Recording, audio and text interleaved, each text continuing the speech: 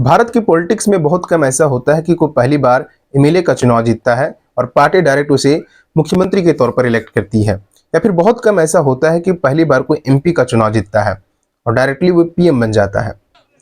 रेखा गुप्ता के केस में सेम ऐसा ही हुआ है। पहली बार दिल्ली से शालीमार बाग विधानसभा से चुनाव जीती है और बीजेपी की तरफ से मुख्यमंत्री के तौर पर इसे इलेक्ट किया गया है और दिल्ली की चौथी महिला मुख्यमंत्री होगी रेखा गुप्ता।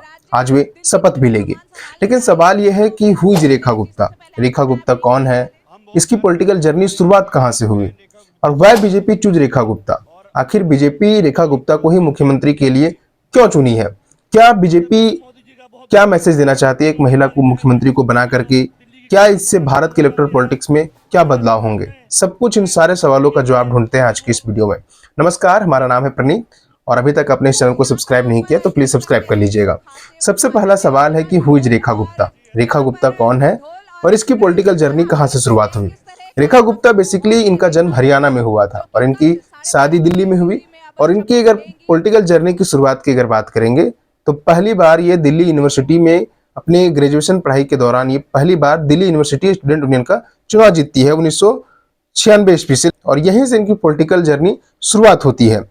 2007 में अगर देखेंगे तो एमसीडी का चुनाव जीतती है और ये नॉर्थ पीतामपुरा वार्ड से अगर देखेंगे तो चुनाव जीतती है। और 2012 में भी अगर देखेंगे तो नॉर्थ पीतामपुरा से ये फिर से एमसीडी के तौर पर इलेक्ट होती है। उसके बाद 2022 में ये शालीमार जो विधानसभा क्षेत्र भी कह सकते हैं या फिर जो वार्ड है वहां से एक बार फिर से एमसीडी चुनाव जीतती है। 2022 में अगर देखेंगे तो ये मेयर की भी प्रत्याशी रही, हालांकि इन्हें आम आदमी हार मिली थी। अब बात हो कि ये अपने साफ या फिर क्लीन इमेज की वजह से अगर देखेंगे तो राजनीतिक में धीरे धीरे आगे बढ़ती गई। जब ये एमसीडी का चुनाव जीती तो अपने क्षेत्र में अगर फिर लाइब्रेरीज या फिर जैसे कम्युनिटी हॉल वगैरह ये सारे चीजों अगर देखेंगे तो अपने क्षेत्र में ये डेवलप की है। यहीं से अगर देखेंगे तो इनकी जो राजनीतिक जो क्लीन इमेज वाली थी वो लगातार बढ़ती गई। रेखा गुप्ता अगर देखेंगे तो भारतीय जनता पार्टी की नेशनल वाइस प्रेसिडेंट भी रही है महिला मोर्चा की। इसके साथ साथ अगर देखेंगे तो दिल्ली के बीजेपी के जनरल सेक्रेटरी भी रही है। अब सवाल यह है कि why BJP choose Rekha Gupta? आखिर बीजेपी रेखा गुप्ता को ही क्यों चूज की है? तो सबसे पहली बात यह कि रेखा गुप्ता को चूज करने के पीछे सबसे बड़ा ये है कि अभी तक अगर देखेंगे तो जिस भी राज्य में बीजेपी की सरकार है वहां पर एक भी महिला मुख्यमंत्री नहीं है। तो जो एक महिलाओं की भागीदारी या फिर जो बीजेपी का जो पॉलिटिक्स में अगर देखेंगे जो नैरेटिव है कि महिलाओं को भी हम हक देंगे, तो उसको सेट करने के लिए या फिर यूं कह सकते हैं भारत की जो इलेक्टोरल पॉलिटिक्स है वहां पर उसको सेट करने के लिए कि भारतीय जनता पार्टी महिलाओं को भी भागीदारी रही है, इसके प्रति एक वजह हो सकती है। दूसरा वजह यह कि अगर देखेंगे तो दिल्ली में जो एक महिला मुख्यमंत्री का जो लेगेसी है, शीला दीक्षित जो 15 साल लगातार मुख्यमंत्री रही थी, उसका हो या फिर सुषमा स्वराज हो, 52 दिन तक सुषमा स्वराज भी मुख्यमंत्री रही थी। हालांकि अगर देखेंगे जो उस टाइम जब चुनाव हुआ था 1998 में तो सुषमा स्वराज को हार का सामना करना पड़ा था, क्योंकि अचानक से दिल्ली में अगर देखेंगे तो प्याज के प्राइस बढ़ गए थे और हार की बीजेपी की एक बहुत बड़ी वजह बनी थी। अब वहीं अगर देखेंगे तो जब अरविंद केजरीवाल जेल जाते हैं, जेल से बाहर आते हैं, तब वे मुख्यमंत्री पद से इस्तीफा देते हैं, मुख्यमंत्री बनती है दिल्ली की। तो यहाँ पे जो महिला लेगेसी का है उसको भी भारतीय जनता पार्टी बरकरार रखना चाहती है। जो शीला दीक्षित का 15 साल का जो रिकॉर्ड है शायद इसे भी ब्रेक डाउन करने की कोशिश करेगी बीजेपी। दूसरा ये कि अगर देखेंगे और तीसरा सबसे बड़ा मेजर कारण यह है कि तीसरा कारण यह कि रेखा गुप्ता को चूज करने के पीछे कि बीजेपी अगर देखेंगे तो दिल्ली में वुमेन से रिलेटेड कई ऐसे मैनिफेस्टो उन्होंने जारी किए थे। सबसे पहला तो जो महिलाओं का जो महिला समृद्धि योजना के तहत 2500 रुपये प्रत्येक महिलाओं को देने का जो वादा की थी।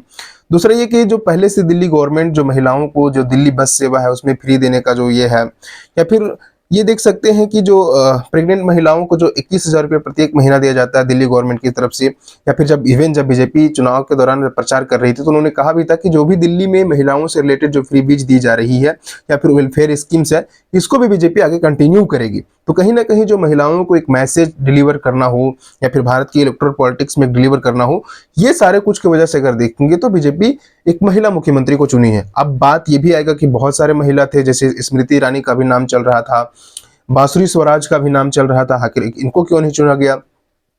तो एक इनकी वजह अगर देखेंगे तो जब से रेखा गुप्ता जब से पॉलिटिक्स में आई है तब से इनका अगर देखेंगे तो क्लीन इमेज है, किसी भी तरीके का कोई करप्शन नहीं है या फिर कोई इनका कोई ऐसा बयान नहीं है जिससे एक धर्म को या फिर एक रिलीजन को अगर देखेंगे तो इसका सामना करना पड़ता हो। आप रमेश बिधूड़ी के केस में देख लीजिए, जो अतिशी के खिलाफ चुनाव लड़ी थी, वो तो चुनाव हार गए, लेकिन उनका अगर देखेंगे संसद में एक बयान था जो काफी कंट्रोवर्सी रहा था। बात हो फिर प्रवेश वर्मा की, क्योंकि इनका भी नाम मुख्यमंत्री के रेस में आगे चल रहा था और डिप्टी सीएम भी बने हैं। तो प्रवेश वर्मा का भी अगर देखेंगे तो कम्युनिटी के खिलाफ उनका बयान काफी कंट्रोवर्सी में था।